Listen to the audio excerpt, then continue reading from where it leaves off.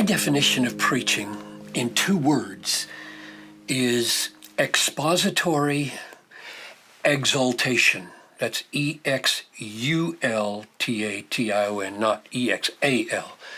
I'm exulting over what I've seen by exposition.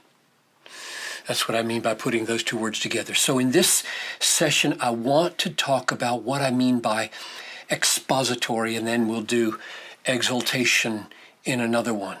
What is expository? What I mean by expository is that aspect or dimension of the sermon or the message which manifestly brings the meaning out of the text and makes it plain for the people. Manifestly brings the meaning out of the text and makes it plain for the people. Now, defining expository that way has several implications.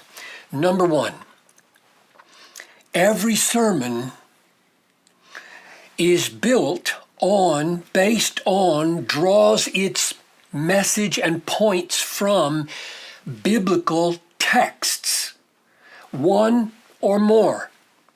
Now notice, I'm not defining expository as a way of preaching that works verse by verse through a book of the Bible. Lots of people think, okay, by expository preaching, he means take Romans, preach it week after week until he's done with 250 sermons, which is what I did. I preached 250 sermons on Romans, taking 1 or 2 verses at a time. That is not what I mean by expository preaching. I don't care how many texts you have or where they come from in the Bible. You can have 1 text, you can have 10 texts. 2, here's expository.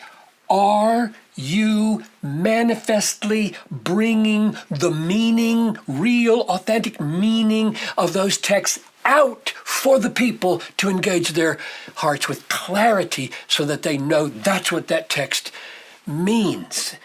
So expository simply means we are expositing texts, getting meaning manifestly out of texts. Now here's the second implication.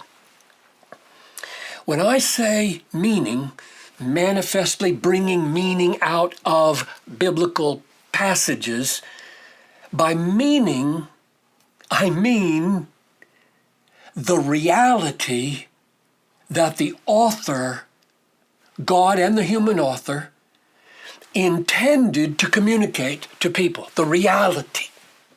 They're not just putting words together so that we can see grammatical structures and explain them. They are intending to communicate reality through words. And we have not done our exposition until we have made use of the words and the phrases and the logic of the text to get through them to the reality, put that in our words and press it into the hearts of our people with understanding so that they grasp the reality, encounter the reality of the texts. Let me illustrate. Let's take Colossians chapter 1, verses 4 and 5, where Paul says, we have heard of your faith and the love that you have for all the saints because of the hope laid up for you in heaven.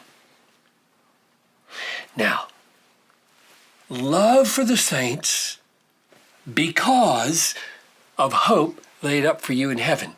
And you may be reading that, and as you're preparing your message, you notice, and indeed you should notice, that love is grounded with the word because in hope. And you point that out to the people, and you say, let's love each other. And the Bible says love happens because it's rooted in hope, so let's hope in what's laid up for us in heaven.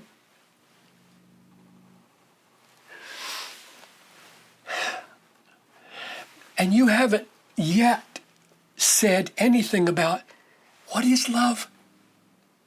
what is this strange and wonderful thing? What are these people being expected to do and to feel?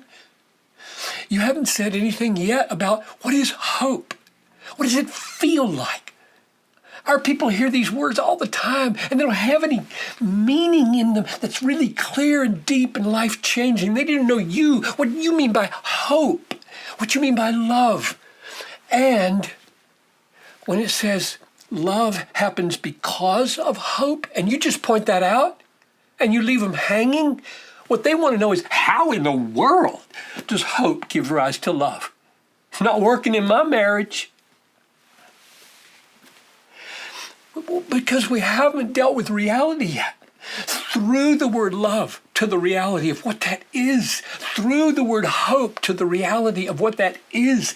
And through the word because, until you have figured out biblically and experientially how in the world does it work psychologically at 10 o'clock tonight in the midst of conflict at home. Hope is going to help me love.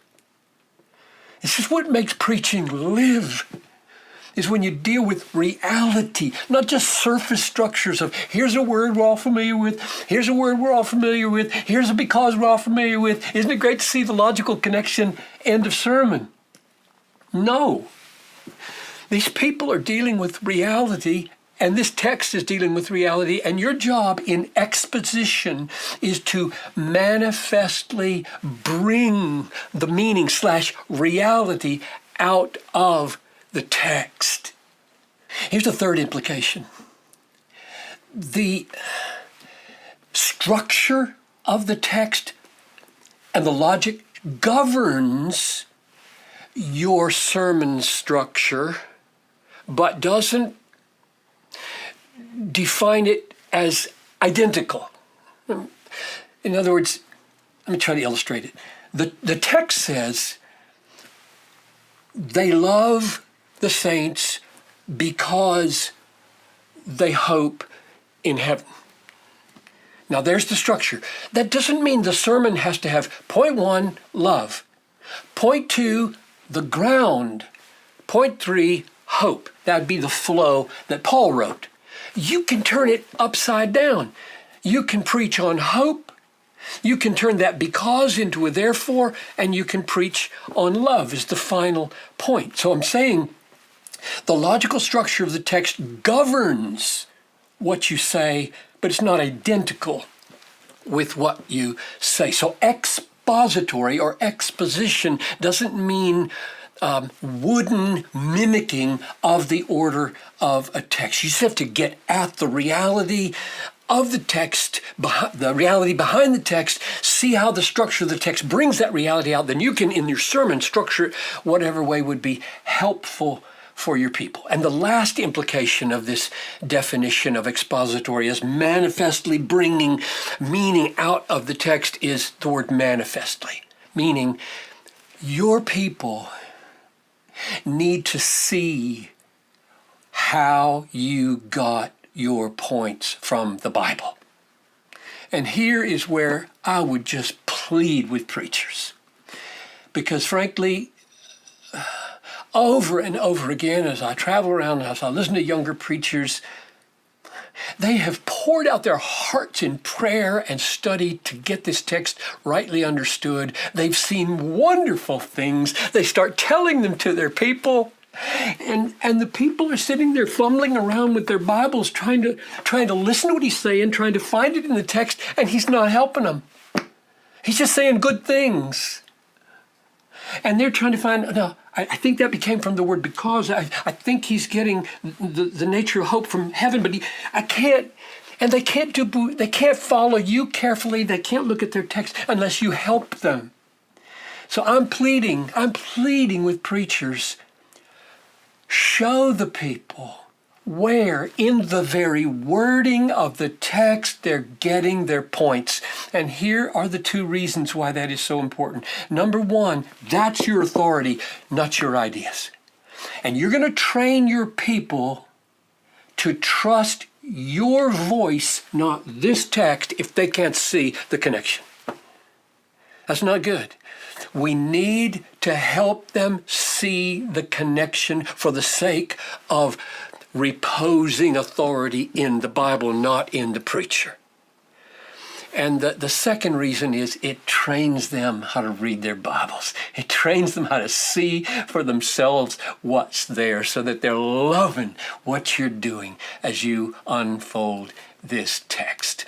So expository exaltation means, first part, expository. The dimension of the sermon that is manifestly bringing meaning, that is, reality, out of this text, finding words that make it clear for your people, digging into your people's lives and the reality they're dealing with, and bringing those two realities together in a life-changing moment that, Lord willing, is going to lead to exaltation, not only in the preacher, but also in the people. That's what we talk about next time.